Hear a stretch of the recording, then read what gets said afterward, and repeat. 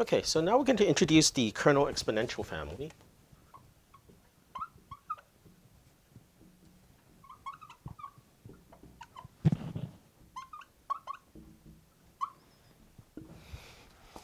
So you're given a kernel function.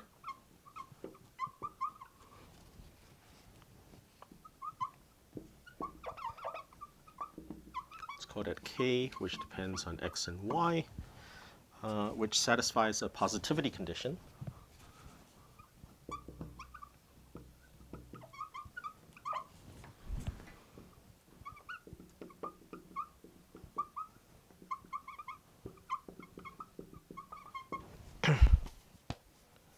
Okay, with the property that if you integrate this kernel kxy over a function f of x, f of y, so it's a little bit like treating it as if it was a quadratic form in a sense, right? It's like treating it like it was the mass matrix in a quadratic form, and that's dx dy, and that's greater than 0 for any function f of x which is not identically 0.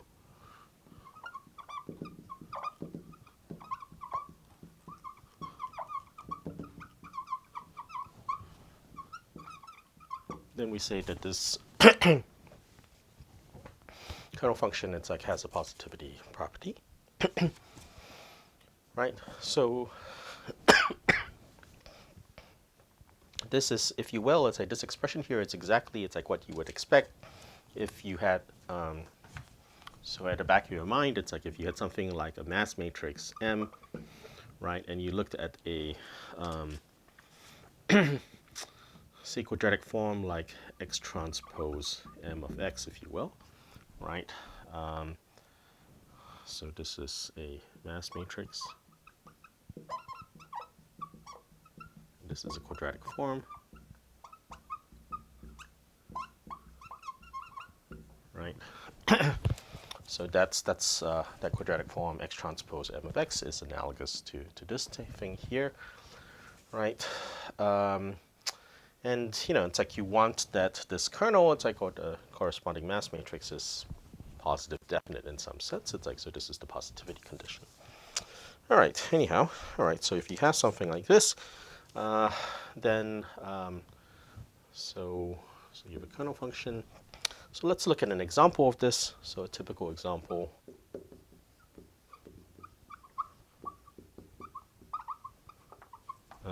is the Gaussian kernel.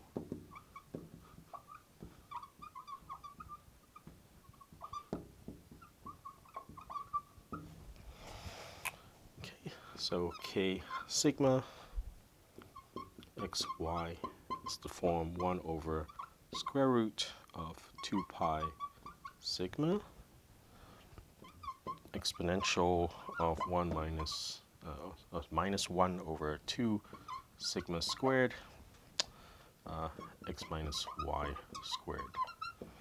Okay, where sigma is a free parameter.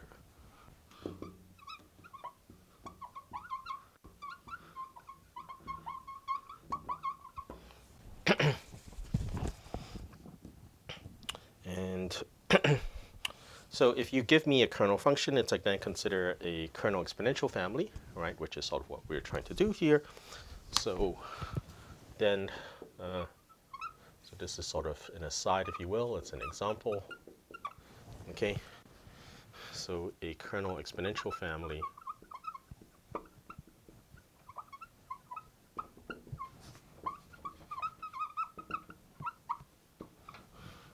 right has the form p x theta, which is the exponential of the integral of theta of y k xy theta of x dx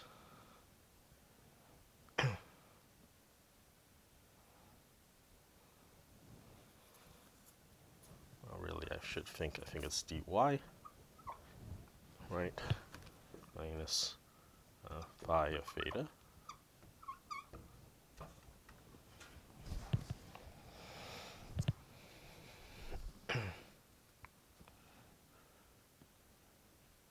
then oftentimes it's like we want to integrate this with respect to a measure.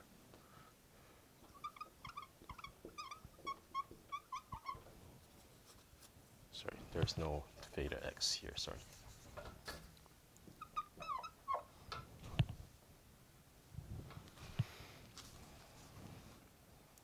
Okay. So you integrate over y here, it's like, so there's still an x dependence, it's like to this expression, right? Okay, all right. Which is where the x dependence here comes from.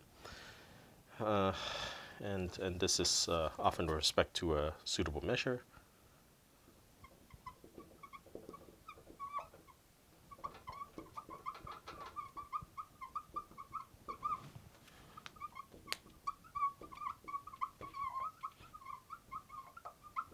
Okay, so you could have a d mu y, say the exponential of minus y squared over 2 tau squared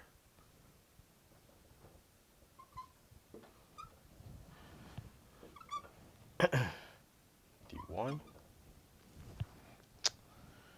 right?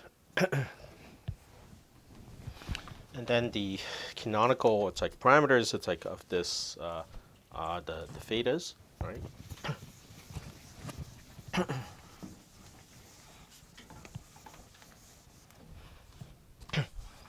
So the natural or canonical parameter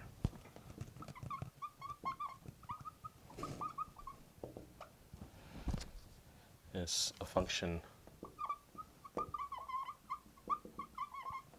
theta of y, which is indexed by y,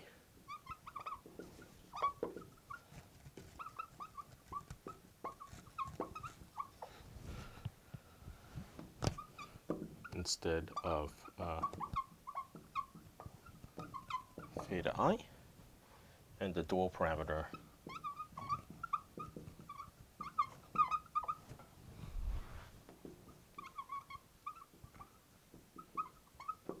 is the expectation, right? Eta of y is the expectation of this kernel function.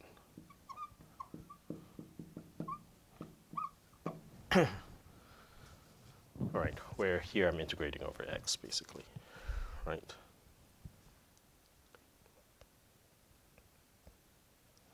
And as before, it's like this normalization term is a convex functional.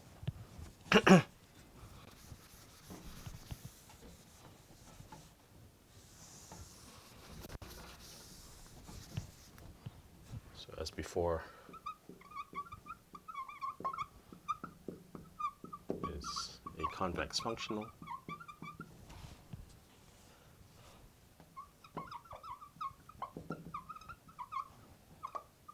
Theta y.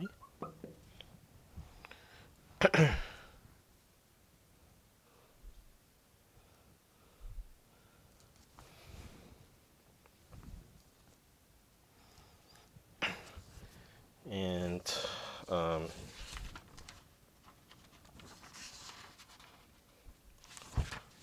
so you can think of this, so you can think of the naive treatment from before as the case where the kernel